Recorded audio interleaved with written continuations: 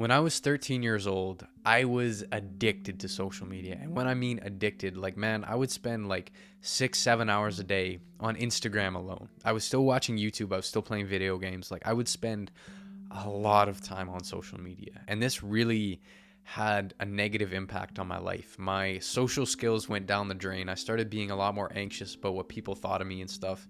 And I was just always overthinking a lot, and my mental health was really bad. I was always so anxious all the time, and it was because of social media. It was because I was always overthinking, spending so much time on like how many followers do I have, and like obsessively thinking about all these things, and that translated over into the rest of my life. I didn't really have like a solid friendship through like all of middle school, just because I was so awkward and so anxious and like afraid to go actually take those chances, because social media provided me with an escape. I was able to feel some sort of social connection through social media, but once I closed the app, that sense of connection was gone. It wasn't real. It was just fake. And it was easier to get that fake feeling and that feeling that I could just cope with the loneliness instead of actually going out and trying to make new friends. Because there is that sense of kind of like resistance and like nervousness when you go to talk to new people.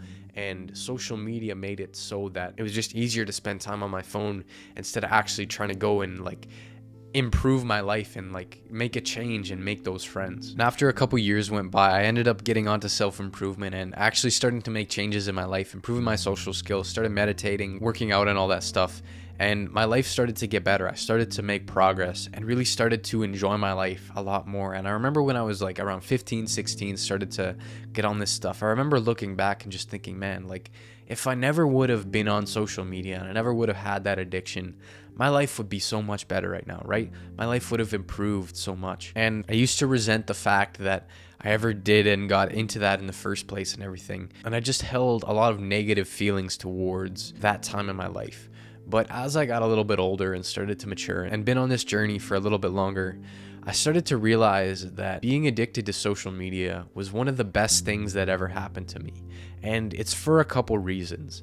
The first being that if my life never went to where it was and I was never that kid who was addicted to social media and so awkward and so anxious and depressed and everything, I don't think I ever would have had the drive to improve and that willingness to look forward to something bigger in my life and have those bigger aspirations. I feel like I would have been too comfortable. I wouldn't have been willing to work as hard on things that I do now, like music and drums and sports and all those things that I used to like spend so much time working on.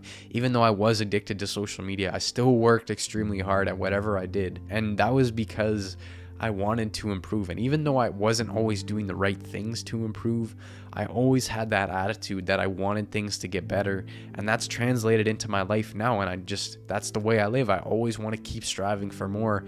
And I never want to settle. I'll never get too comfortable because there's always more. And it's just the way that I want to live life and keep improving. And that's given my life a lot of beauty and a lot of joy. And the other aspect of this that I've only really recently realized is that I have a capacity and I have a willingness to speak my mind and to share a lot of my stories that a lot of other people don't. I'd say I'm a lot more articulate than most people and not necessarily more conscious, but I'm very reflective and I have a willingness to share my stories. And once I started posting videos and stuff about this and seeing how many people had an addiction to social media and wanted to learn how to spend less time on their phone, that really gave me a drive to think like, man, this is a problem. Like it's happening in our everyday life. Everyone's addicted to their phone. Our generation is addicted to our phones. Our parents are addicted to their phones. Even our grandparents, man, they're addicted to their phones as well. It's just like we got like kids who are like on two already scrolling on. Like I was at the airport. If I sound a little tired, it's because I just got back to Canada, I guess yesterday, after like 30, 40 hours with no sleep and like 20 hours worth of flights and like 10 hours worth of layovers. Like, man, I'm feeling a little jet lagged today. So if I sound a little bit tired, that's why. But I was waiting in line to just check my bag the other day, and I saw a kid who like barely could walk, like barely could take like 2 steps without falling over. And their parents had set them up like just like waiting in the line with their phone. And I'd assume they'd be watching like some kind of like kids show like CoComelon or something. And when I look over, this like less than a toddler, like 1-2 years old maybe, is scrolling on TikTok. And that just like hit me in a different way and thinking like, man, this issue affects everyone. People everyone's struggling. Like, everyone is struggling with this issue. And the only way that I managed to break free was through videos like this and through people who showed me there was a different life.